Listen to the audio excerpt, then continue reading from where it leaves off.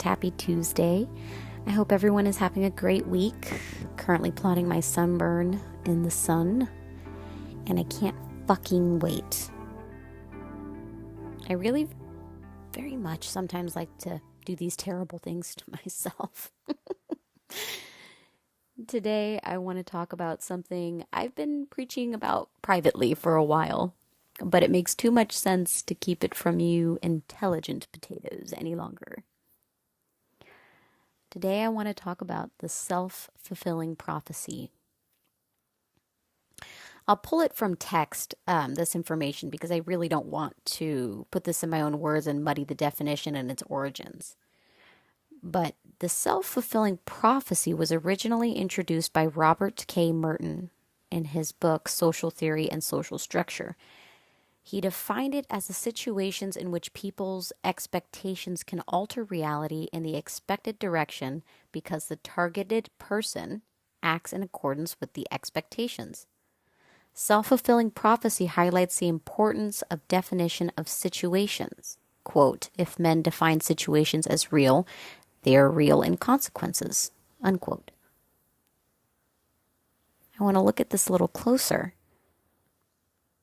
The self-fulfilling prophecy, to me anyways, is a very curious thing. Because I see it happening all of the time in relationships with others, in our opportunities with others or for others, within myself. How we structure this outcome and then become surprised when the predicted outcome comes to fruition. It's like the concept of when the other shoe drops, right? I was chatting with my lovely friend Chicken Tendies. Shout out Chicken Tendies. This one is for you, motherfucker. And him and I were discussing relationship anxieties. How when we're dating someone or trying to date someone, we often create the shoe, right? And we all know what the fucking shoe is. We all know. The shoe of happiness that drops into the pit of unhappiness after a certain period of time. I told him, Chicken Tendies, in essence, enjoy the fucking moment. Enjoy the moment of happiness you're experiencing with a person when dating. And try to stop yourself from creating the shoe.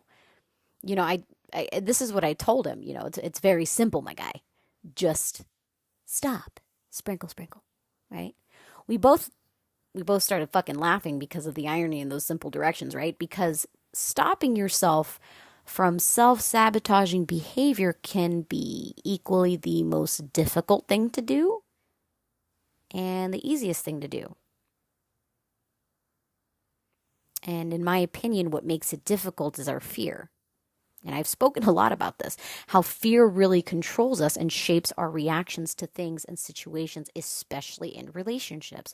We fear when things are good. We fear when things are bad. We fear when things are stagnant and unmoving. With all of that fear comes a very consecutive series of choices that leads us to, inevitably, making questionable choices that make our journey arguably more difficult than it needs to be. And I notice I said questionable choices, not wrong. I want to step away from the terms right and wrong because I truly believe we make choices in a certain way, in a certain order, to learn more about something we know very little about. Obviously, that something is very conditional to your own personalized situation. But for the sake of this conversation, we'll use fear as the big one because it's something that a lot of us live with, a lot of us operate out of. Fear is like our headquarters, our HQ, right, in the big city. When we fear over the things that may or may not happen, we oftentimes create the shoe, right? Like the quote unquote, they'll eventually leave me when they get to know how difficult I am. Everyone leaves, unquote, right? Then you subconsciously begin to show them, the other person, this made up person, right? You subconsciously begin to show them the extremely over-exaggerated, quote unquote, difficult parts of yourself to, again, subconsciously get them to see this shoe. or this prophetic ending come to truth, come to light. This truth, the truth of this situation is that no one is easy.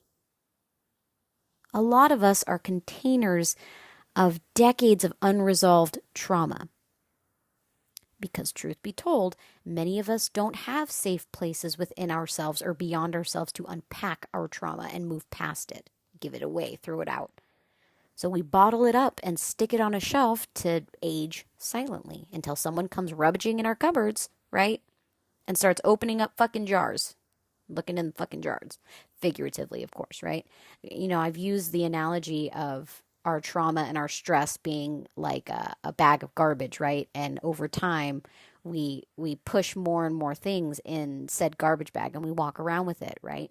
And eventually that food starts to decompose and it starts to smell, and then you're walking around with this smelly bag of garbage that you sleep with, and it starts to affect your health and your well-being and all of that. I use these very specific targeted analogies to get you to see how toxic holding on to these things are, right? It eventually starts to poison the things around you. And when we have these jars of trauma, you know, and it's not to say that it's this, you know, I don't want to use the word cancer because, you know, a lot of us live with our trauma. And sometimes for a lot of us, our trauma never completely goes away. It gets better, it gets smaller. We're able to kind of pack it in a little bit smaller, but it never truly goes away, right? But as I was saying, you know, being human and holding on to generational trauma is not an uncommon thing, right? It's not uncommon. It's not unheard of. It's not like you're some freak because you do this. It's very common. A lot of us do it. It's not unheard of. Some have more than others, right? Some have shit that's more severe than others.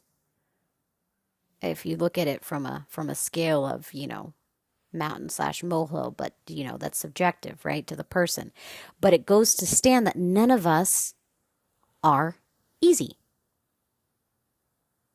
Try to remove that from your mind if you have the expectation that you're going to find a person that's easy. Quote unquote, right? Air quotes. We all have our own shit to deal with, and our own shit is stashed in cupboards in our minds.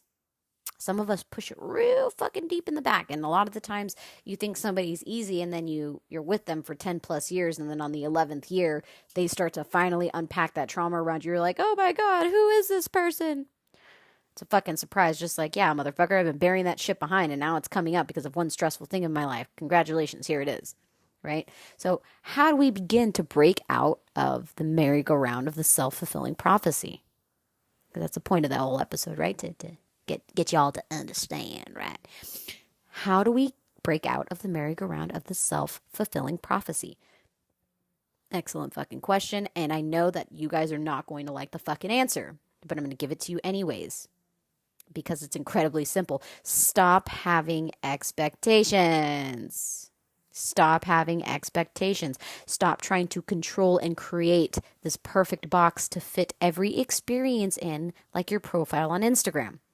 Not everything has to be aesthetically in line. Allow yourself to go into situations with the scales of I like this or I don't like this.